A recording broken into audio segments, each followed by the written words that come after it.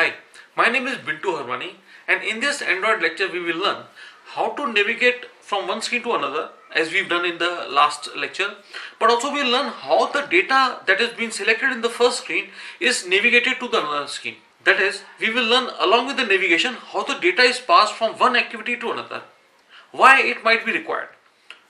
Suppose you created a shopping cart and on one screen user has selected certain products to buy, right? At the bottom of the page, there's a button called say purchase. The moment user clicks on purchase button, we will navigate to another screen where the user will be asked the payment options, right? But we want to display the reminder that these are the options the user has selected. So the options, the products that were selected on the earlier screen, we want to be displayed over on the second screen also. So we'll learn how the data is passed from one screen to another. We'll do it step by step. Let's start it. So in this lecture, we will learn how to navigate from one screen to another. Also, we will learn how to transfer the data from one screen, that is from one activity to another. This is what we'll be making in this application. We'll be making one sign-in form. We'll ask the user to enter the email address and password. On clicking the submit button, if the email address or password is incorrect, a toast message will be displayed that this is wrong, that either the email address or password is wrong. And if the email address and password both are correct, the user will be navigated to another screen, welcome screen, and the email address which was entered in the previous screen, in the main activity file, will be accessed here in this welcome screen, and a welcome message will be displayed along with the email address which was entered in the earlier screen, right? So navigation as well as passing of the data we will understand. So first step will be to launch the Android Studio. This is my Android Studio. We'll click on the start a new Android Studio project. We'll select the empty activity as usual. Click on next. It is asking what should be the name of the application. Let's enter the login app. Let it be login application. The package name should be unique as usual. Language I'm choosing as Kotlin. The minimum SDK I'm taking as default API 19, that is KitKat. My app will be compatible to 98.1% of devices, right? Now click on finish. This is the layout file. We'll go into its design mode, which will come as a default. We all know that we get a text view as a default component in the empty activity file. I'll enlarge this one, right? So I need it to write the message that this is the login form or the sign-in form. So I'll be requiring this, right? Below this, I need two components. One is for entering email address, another is for password, and third component you want is the button, right? So from this text palette, click on this plain text and drop it here below this text view. Let's set the sizes and all. This will be a message to display a login form or sign-in form. So this text, I'll enlarge it. I don't want this hello world to appear it. I want it to display sign in, right? So the text will be changed to sign in, right? Secondly, I want to change the size of this. The size of this text view is 14 SP. We'll make it 36 SP. Right, and the appearance I'll make it to body one to appear a bit dark, right? So this is that. Okay. The constraint of this text view, all the four constraints are set: top, left, right, and bottom. I might not require this bottom constraint. I'll enlarge it. This cross, I'll click on it to delete this bottom constraint of this text view. So 3 are enough for me. One thing more. See, on deleting this bottom constraint, this text view is attached to the top border of the layout, that is the constant layout. I'll enter value somewhat like say 20 SP to create the spacing between the top border of the layout and the text view. So all the three constraints of this text view are set properly. This edit box is for entering email address. So I'll set its ID. So I'll set the ID of this as edit text email. I think you can see it, enlarge it. So this is that, right? And size of this email box to 30 SP and appearance as your body one, and now I'll set its constant. I'll just reduce it. This is the my edit text box. I'll set its constant with the bottom border of this test view. So I'll click it and drop it over here. It's asking me that you want its gap, the distance between the two controls. You want the distance from the bottom of this test view or with the top border of this test view. I'll click on the bottom. The gapping, the spacing has come as 49 SIP right now. I'll make it 25, right? And to make this edit box to appear at the center of the screen, I'll click its left node and drag it to the left border of the layout, and drag its right node also to the right border of the layout to make it appear at the center of the screen. The 00 constant from the left and right confirms that this edit box will appear at the center of the screen. After this, I'll click this password and will drop it below this. Why password? Because I don't want the password, I don't want the content that is typed by the user to appear on the screen. So this password box will display the asterisk, the dots, while the user types in the password. Again, to set its top constant, see the 4 plus signs with this box confirms that none of the constants have been set. Neither top, left, bottom or right constant are set for this password box. So to set its top constant, I click it, this center node, and drop it over here.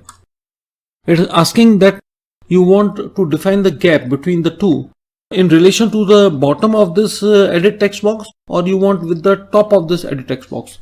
I'll click on the bottom of the text box. The gap right now is 55 SIP. I'll make it 25. There's one more way to make this password box to appear at the center of the screen. You click on the plus sign to set its left constant. You also click on this plus sign on the right side to set its right constant, and replace these values by 0, 0 on both the sides. This will make the password to appear at the center of the screen. The size of this box, I will set its size. Can you see it? I'll enlarge it to 30 SP, and appearance I'll make it body 1. So this is at the center of the screen. Now I want last. The ID of this text box is edit text 2. I'll make it edit text password. See this one. And the ID of this text box was already set to edit text email. Next, I want to drag and drop the button below this password. So I'll click on buttons palette. Click this button. I'll drop it over here. I'll set its top constant with the bottom of this edit password. I'll make it appear at the center of the screen by setting its right constant. From here, I'll set spacing to be 25 SIP from the password box, and this 0 confirms that this button is at the center of the width of the screen, and the text I'll make it to appear on the button as submit. ID of this button I'll make it button submit, and the text of this button I'll make it 30 SP, and appearance I'll make it body 1. Okay, so all 3 are set. So this appears to be perfectly alright for me. As per now, it's okay. Next step is to create a layout for the welcome message. We'll call that layout file as home page. On this layout node, I'll right click and I'll go and select new option followed by layout resource file. It is asking me to specify the name of this layout file. I'll type the name as home_page. No need of adding the extension .xml. Click on OK. You will get the default constant layout in this layout file. You need a text view. So click and drag it onto here. This text view has appeared. I'll make the ID of this text view to text view message, because I want it to display a message, and I'll set its top, left and right constraints by clicking on these constraint buttons. And here from the top border of the layout, I want its gap to be 20 SIP. And to make it appear at the center of the screen, I'll make it 0, 0 on both the sides. Size of this test view, I'll make it 30 SP. And appearance as body 1 to make it a bit bright. Right. This is that. I don't want this test view text to appear. So I'll select this. Can you see it? I'll select this and click del key. So this is that. Now all things are set here. This layout file, that is this home_page.xml file, this has to be loaded with another activity. So we have to create an activity file to load this homepage layout file. So what we'll do, we'll right click on this package, click on new, select Kotlin file/class. It is asking you the name of this activity file. Let's name it welcome activity because it will be displaying a welcome message. Click on file. Now this is that. Here you have to write certain content. This is the code for it. Welcome activity. This is that. Right. So what it is doing, this welcome activity is inheriting the superclass app_compact activity so that we can use the methods and constructors of this main class. After inheriting this app_compact activity, we'll override a method onCreate. And in this onCreate method, we'll invoke this setContentView method to load this home page layout file. So it is through this setContentView, you are loading the layout file. That is, you will display the content through this test view, which you just created in this home page layout file.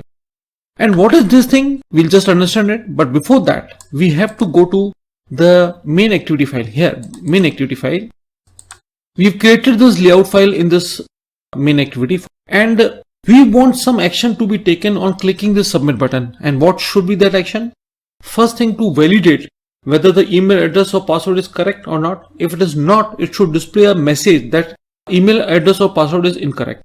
Secondly, if the email address and password are correct, we have to navigate to another screen, that is welcome activity, which will display the test view of this home page layout. Right.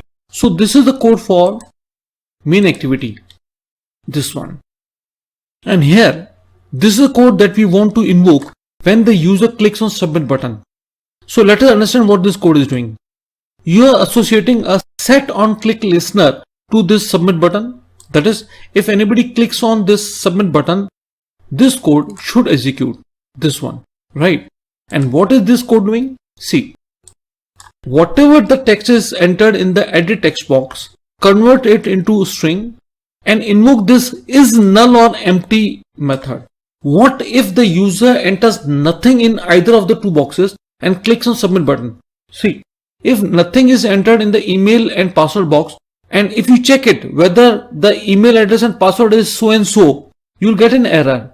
First of all, you have to check whether user has entered some content in those boxes or not. If they are null, then you have to first specify that please enter email address and password. This is called validation, right? So what you're doing, you're calling is null or empty method on the edit email box and edit text password box.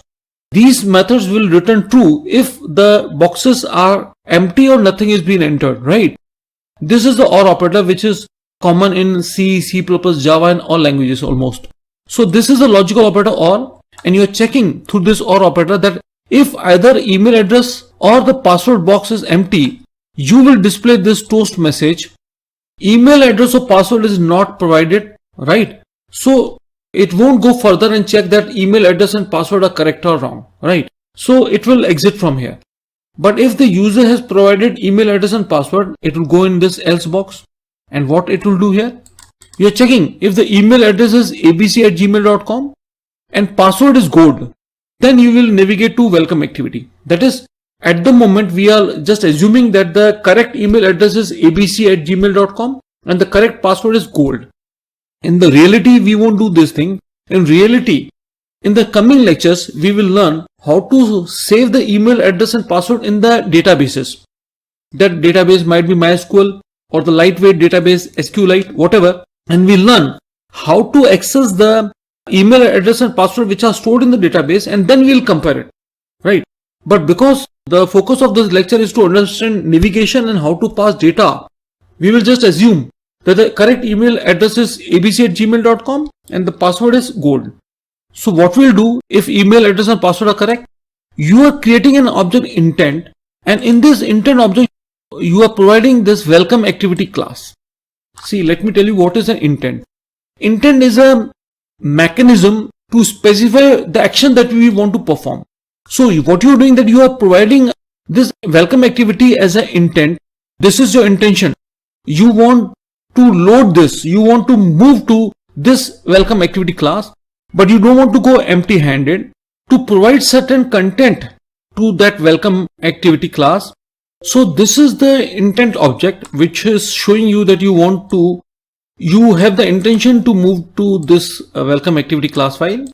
And this put extra is like saving certain data into this intent. What you are doing, that you are asking that whatever is entered in the email box, you want to access that, convert it into string format and saving it in this email address variable. So this is a keyword value pair. So the email address which is entered in the email box will be stored in this email address as a key into this intent object through this put extra method, and through the start activity the real navigation happens. So by the start activity method, you will be navigating to this welcome activity class, which will load that home page layout file, right? And in this welcome activity, you will use the get extra method to access what is entered in this email address key, right? Put extra is for entering and get extra is for accessing, right? And if either of the email address or password is not correct, this else block will be executed. And what this else block is doing, it is first of all displaying this toast message that email address or password is incorrect. But what happens is that while you enter email address and password, you get that virtual keyboard appears on the mobile. So this toast message will appear anywhere in between the keyboard, that virtual keyboard, and it is not visible. So what we'll do, that we are making that virtual keyboard invisible first, so that this toast message is very clearly visible to us.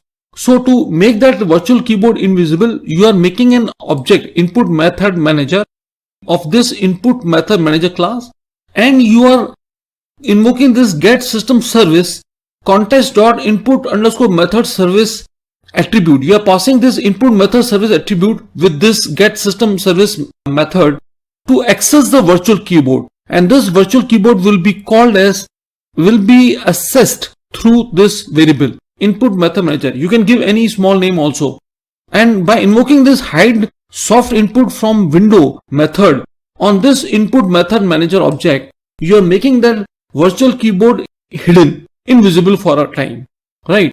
So these two lines are making an object input method manager, and you are invoking this hide soft input method from window to make that virtual keyboard invisible, and you are displaying this email address or password is incorrect, try again, this message through a toast. To display that toast, you are making a variable of toast object. You are making a variable by name toast. You are setting the gravity of the toast method to center underscore vertical to make it appear at the center of the height of the mobile screen, but at the gap of 250 SIP from the center. You want this toast message to appear at the gap of 250 SIP from the center of the height of the mobile screen. You want this toast message to appear a bit below the center of the height of the screen, and through this toast.show the toast message will be displayed. So let's copy this code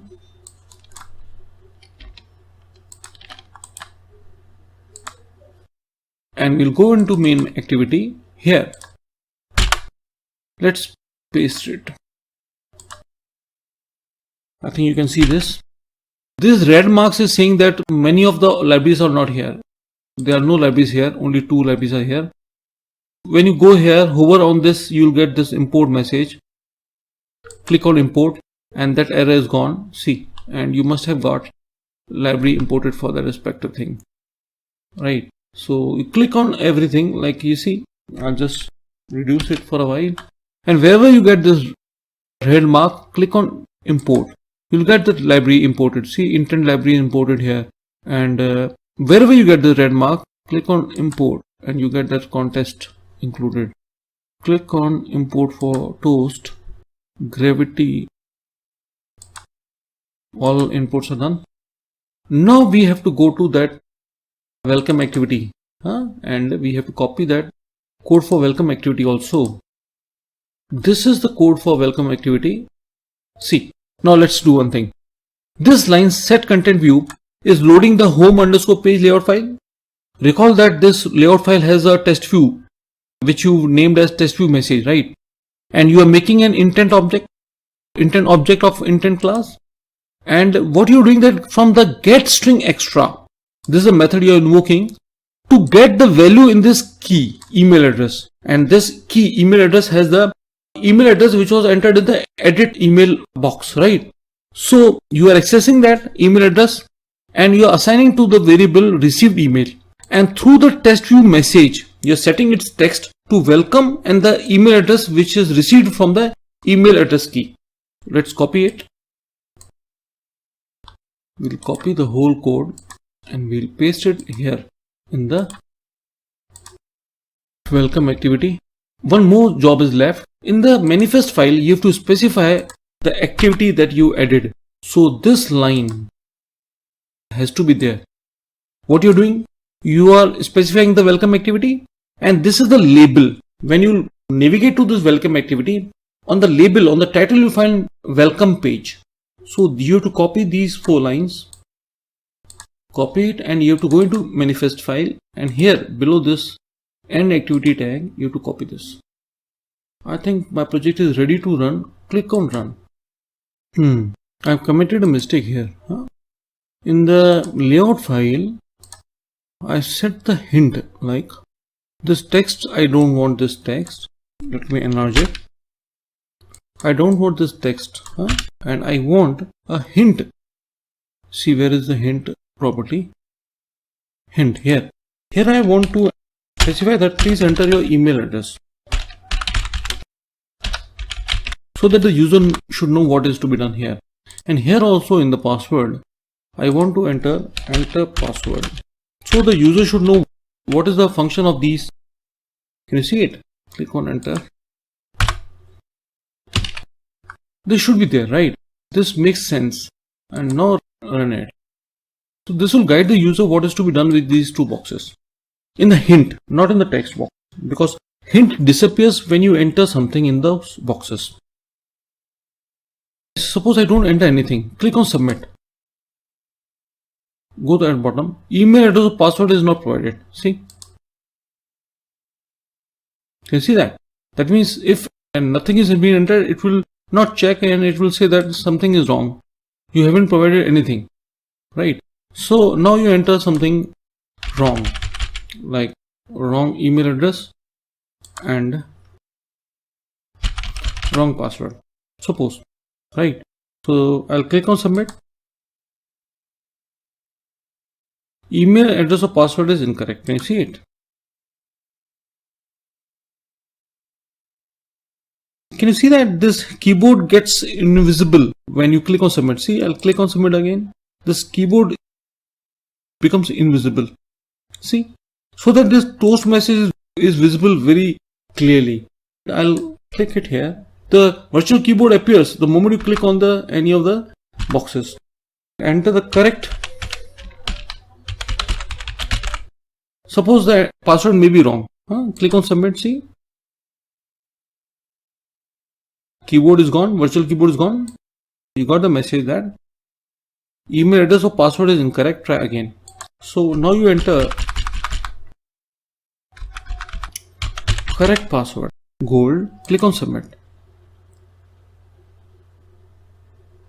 See, this is the welcome page.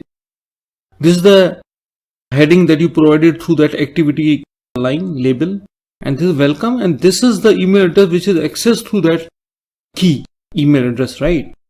So my code is working perfectly well. You don't worry about the code of this app. I am providing you the link in the description box about the code, right? And if you have understood the lecture, please subscribe to my channel, share it with your friends, and do write your comments. Thanks for watching the video. Have a nice day.